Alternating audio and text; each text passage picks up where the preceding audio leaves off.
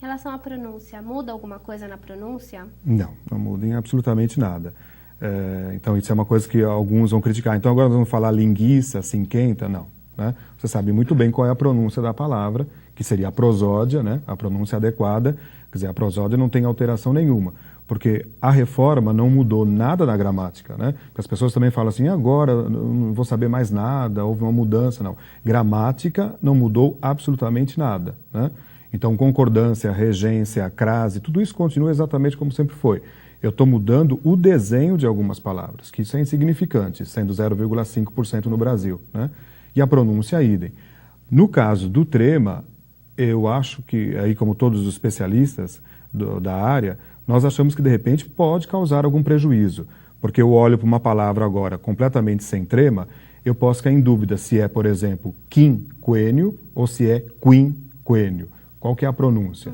Se eu tinha o trema, eu sabia que aquele U deveria ser pronunciado de maneira fraca, mas agora se não tem, então como é que eu vou agir em alguns casos? Eu vou falar, por exemplo, distinguir ou distinguir. Então eu consultava um dicionário e olhava se tinha trema ou não. Né? Agora não vai ter mais. Então eu acredito que em algumas palavras eu posso ter uma certa insegurança. Mas de um modo geral, nenhum brasileiro sem consciência vai falar linguiça, frequência, pinguim. Né? Então ele sabe qual é a pronúncia adequada. Um outro caso. Mas aí um outro caso, você consulta um amigo confiável, um professor confiável, né? E acredito que os dicionários irão trazer entre colchetes ou parênteses se aquele U é tremado ou não. Quer dizer, ele não vai morrer totalmente, porque é a única situação que eu tenho para você não deslizar em algumas pronúncias no grupo QUI, GUI, né? Ou com a vogal E. E o que mais sofreu mudança, falando especificamente daqui no Brasil?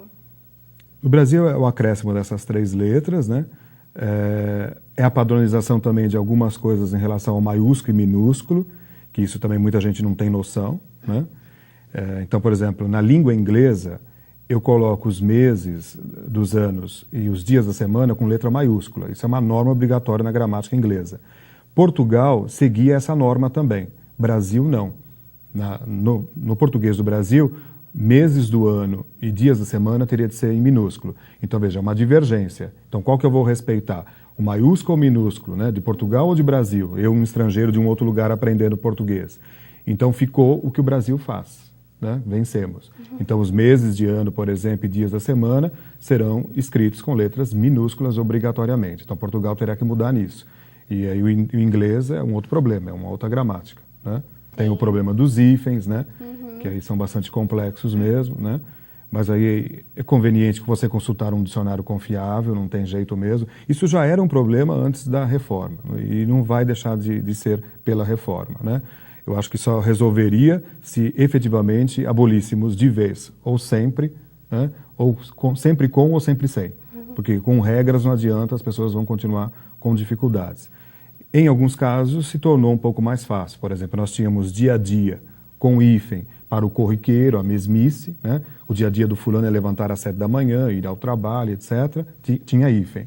E não tínhamos hífen em um dia após o outro, né? Quer dizer, o paciente melhora dia a dia. Isso agora não tem mais, né? Não interessa se é um dia após o outro a mesmice, simplesmente não tem mais hífen. Então acaba ajudando, né? E não vai me atrapalhar na interpretação, por exemplo. A retirada, por exemplo, dos acentos das homógrafas átonas para as homógrafas tônicas, que a maioria da mídia está chamando como acento diferencial. Isso não é um acento diferencial. Eu colocava acento, por exemplo, em para, que é um verbo que eu pronuncio fortemente, né? Ele não para de falar, e não colocava em acento numa preposição, né? Simplesmente uma mera preposição. Isso tudo foi retirado agora. Então, para verbo, para preposição não tem acento, pelo substantivo, pelo do animal, ou o verbo eu me pelo de medo, não vai ter mais acento, e a preposição continua não tendo, né? Então isso foi retirado também. Então tem bastante mudanças aí. Mas às vezes também em cima de palavras que até não são muito usuais, então isso não afeta a grande parte da população. E o acordo ele prevê a dupla grafia de algumas palavras? Sim, isso ainda continua, né? Porque a língua ela prevê, por exemplo, oficialmente que eu diga e escreva 14 e 14, né? Então isso, existem as duas formas oficiais. E veja que até hoje não resolvemos matar nenhuma delas, né? Quer dizer, as duas continuam. Então, isso tem de ser respeitado. Se uma palavra tem uma dupla pronúncia, por exemplo, isso continua. E aí a diferença é que Portugal prefere sempre uma pronúncia, às vezes, em algumas palavras abertas, e nós preferimos uma pronúncia fechada. Então, nós dizemos, por exemplo, econômico, Portugal prefere dizer econômico. Então, Portugal vai colocar acento grave e nós vamos colocar acento agudo, né? Circunflexo. Então, isso está previsto. Né? Mas, quer dizer, eu também poderia fazer aqui, mas se eu o fizer, eu vou chamar muita atenção, então não é conveniente. Mas a língua já previa essas duas situações, é diferente. Então, não é uma discussão de qual é a ortografia. As duas existem. Escolha uma e seja feliz.